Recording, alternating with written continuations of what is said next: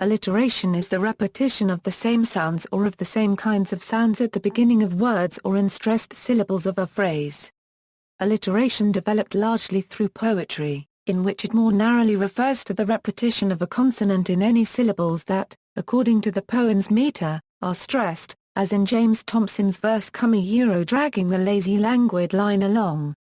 Another example is, Peter Piper picked a peck of pickled peppers. Consonance is another phonetic agreement akin to alliteration. It refers to the repetition of consonant sounds. Alliteration is a special case of consonance where the repeated consonant sound is at the stressed syllable. Alliteration may also include the use of different consonants with similar properties such as alliterating Z with S, as does Tolkien in Sir Gawain and the Green Knight, or as Anglo-Saxon poets would alliterate hard fricative G with soft G. This is known as license. There is one specialized form of alliteration called symmetrical alliteration. That is, alliteration containing parallelism. In this case, the phrase must be constituted of two end words both starting with the same letter, and the pairs of outside words getting progressively closer to the center of the phrase also starting with identical letters. For example, rust-brown blazers rule, purely and fundamentally for analytical purposes, or fluorocolor coordination forever.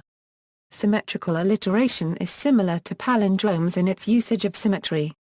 Alliteration in poetry and literature. The Raven by Edgar Allan Poe has many examples of alliteration including the following line, "And the silken sad uncertain rustling of each purple curtain."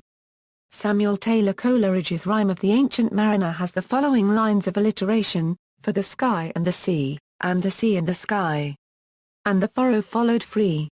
Robert Frost's poem Acquainted with the Night has the following line of alliteration, "I have stood still and stopped the sound of feet." Examples in nursery rhymes, in Thank You for the Thistle by Dorothy Thurston, poetically written with alliteration in a story form, Great Aunt Nellie and Brent Bernard who watch with wild wonder at the wide window as the beautiful birds begin to bite into the bountiful bird seed. In the nursery rhyme Three Grey Geese by Mother Goose, use of alliteration can be found in the following linees of three grey geese in a green field grazing. Grey were the geese and green was the grazing.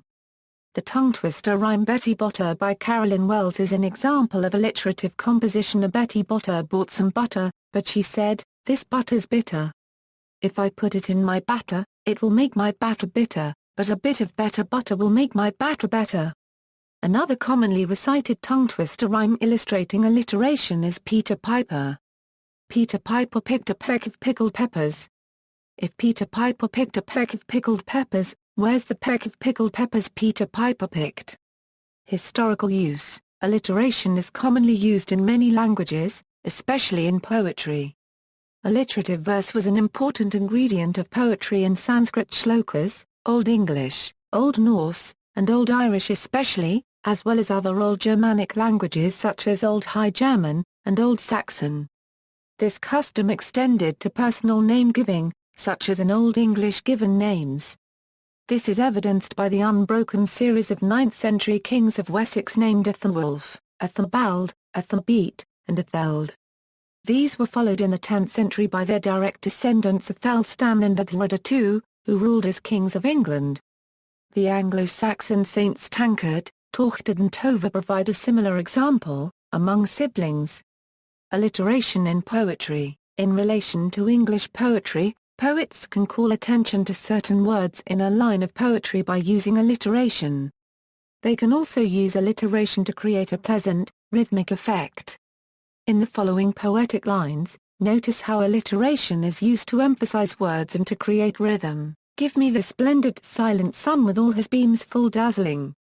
Walt Whitman, "Give me the splendid silent sun, a year ago they all gazed and gazed upon this green stranger, / because everyone wondered what it could mean / that a rider and his horse could be such a color / green as grass, and greener it seemed / than green enamel glowing bright against gold." Sir Gawain and the Green Knight, translated by Bernard O'Donoghue, "Some papers like writers, some like rappers. Are you a writer or a rapper?" Carl Sandburg, Paper Eye. Alliteration can also add to the mood of a poem. If a poet repeats soft, melodious sounds, a calm or dignified mood can result. If harsh, hard sounds are repeated, on the other hand, the mood can become tense or excited. In this poem, alliteration of the S, L, and F sound adds to a hushed, peaceful mood. Softer be they than slip at sleep the lean live deer the fleet flown deer. Cummings all in green went my love riding. Alliteration in rhetoric. Alliteration also serves as a linguistic rhetorical device more commonly used in persuasive public speaking. Rhetoric is broadly defined as the art of persuasion, which has from earliest times been concerned with specific techniques for effective communication. Alliteration serves to intensify any attitude being signified. Its significance as a rhetorical device is that it adds a textural complexity to a speech, making it more engaging, moving, and memorable. The use of alliteration in a speech captivates a person's auditory senses that assists in creating a mood for the speaker. The use of a repeating sound or letter forces an audience unregistered trademark's attention because of their distinct and noticeable nature. The auditory senses, hearing and listening, seem to perk up and pay attention with the constant sounds of alliteration. It also evokes emotion which is key in persuading an audience. The idea of pathos solidifies that playing to a person's emotions is key in persuading them and connecting them to the argument that is being made. For example, the use of H sound can produce a feeling of calmness. Other sounds can create feelings of happiness, discord, or anger, depending on the context of the alliteration. These feelings become memorable to a listener, which have been created by alliteration. The most common example of this is in John F. Kennedy's inaugural address, where he uses alliteration 21 times throughout his speech. The last paragraph of his speech is given as an example here.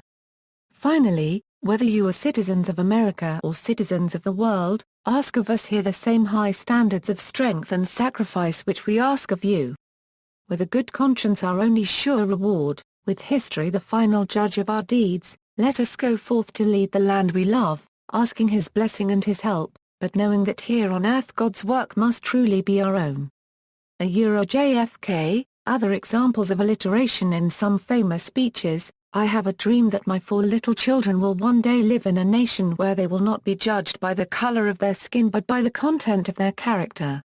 Martin Luther King, Jr. We, the people, declare today that the most evident of truths that all of us are created equal. Is the star that guides us still. Just as it guided our forebears through Seneca Falls, and Selma, and Stonewall. Just as it guided all those men and women, sung and unsung, who left footprints along this great mall, to hear a preacher say that we cannot walk alone. To hear a king proclaim that our individual freedom is inextricably bound to the freedom of every soul on earth. Barack Obama, and our nation itself is testimony to the love our veterans have had for it and for us. All for which America stands is safe today because brave men and women have been ready to face the fire at freedom's front. Ronald Reagan, Vietnam Veterans Memorial Address. 7 years ago our fathers brought forth on this continent a new nation, conceived in liberty, and dedicated to the proposition that all men are created equal. Abraham Lincoln, Gettysburg Address. Pop culture. Alliteration is most commonly used in modern music but is also seen in magazine article titles, advertisements, business names, comic strips, television shows, video games and in the dialogue and naming of cartoon characters. An example would be Tupac Shakur's If I Die Tonight off his Me Against the World release. See also, anadiplosis, assonance, consonants, onomatopoeia, parachesis, tautogram, tongue twister, references. External links, a collection of Dutch alliterations and related material, examples of alliteration in poetry.